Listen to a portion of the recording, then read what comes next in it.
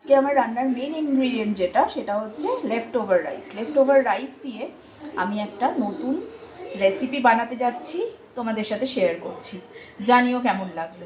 বাকি ইনগ্রিডিয়েন্টসগুলো আমি নিয়ে নিয়েছি, ধনেপাতা, টমেটো, পেঁয়াজ আর গাজর।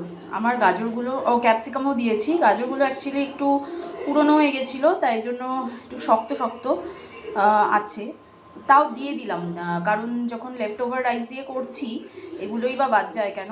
তো সব মিক্স করে নিয়েছি। এরপরে আমি একটু এর মধ্যে মশলা দিয়ে দেবো।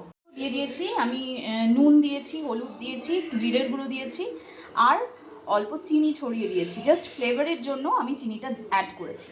এই যে আমার মিক্সচারটা রেডি হয়ে গেছে, মানে যেটা ব্যাটার আমি বানালাম সব কিছু মিক্স করে আমি তার মধ্যে একটুখানি বেসন দিয়েছি। আমি ইউটিউব একটা ভিডিও থেকেই এই রেসিপিটা শিখেছি, কিন্তু ওখানে বেসন একটা করেনি, কিন্তু আমার মনে হলো করা উচিত। আমি জানি না কেমন হবে, সো লেটস সি। আমি এগুলো ডিপ ফ্রাই করছি, একটু বেশি তেল দিয়েছি যাতে ডিপ ফ্রাইটা হয়।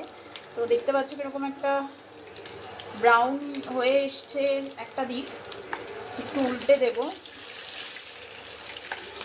আমি এই জন্যই বেসনটা দিয়েছিলাম যাতে স্টিকি ভাবটা থাকে, আটকে থাকে আর কি জিনিসগুলো। আর একটু টাইম দিয়ে এগুলো আস্তে আস্তে হোক। টিক্কির মতো বানানোর চেষ্টা করলাম, বাট গোলই হলো। দেখছি নেক্সট টাইম যদি টিক্কির মতো করা যায়। তোমরা সঙ্গে থাকো। পুরা আমার রেসিপিটা রেডি হয়ে গেছে, দেখতে তো ভালোই লাগছে, আমি জানি না কেমন হবে খেতে। তো আমি এটা আমার নিজের জন্য বানালাম, আর বাকিটা আমি রেখে দিয়েছি কিছুটা ব্যাটার, যেটা অভিষেক অফিস থেকে আসলে ওকে বানিয়ে খাওয়াবো। তো আমি টেস্ট করে তোমাদেরকে জানাবো যে কেমন লাগলো এটা। তোমরাও কিন্তু যদি বাড়িতে এটা লেফট ওভার রাইস থাকে তাহলে অবশ্যই বানিয়ে দেখতে পারো এবং আমাকে জানিও কেমন ছিল জিনিসটা। Thank you for watching. কী খাচ্ছ অভিষেক? Something good. ওকে, তো বন্ধুরা দেখো, অভিষেকের কিন্তু এটা খেয়ে ভালোই লেগেছে, যেটা আমি আজকে বানিয়েছি।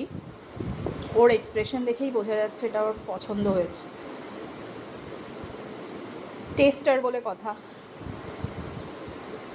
এটাই ছিল আমার আজকের রেসিপি। তো ভালোই হয়েছে, তোমরা যদি বানাও লেফট ওভার রাইস দিয়ে অবশ্যই বানিয়ে খেয়েও ভালো লাগবে।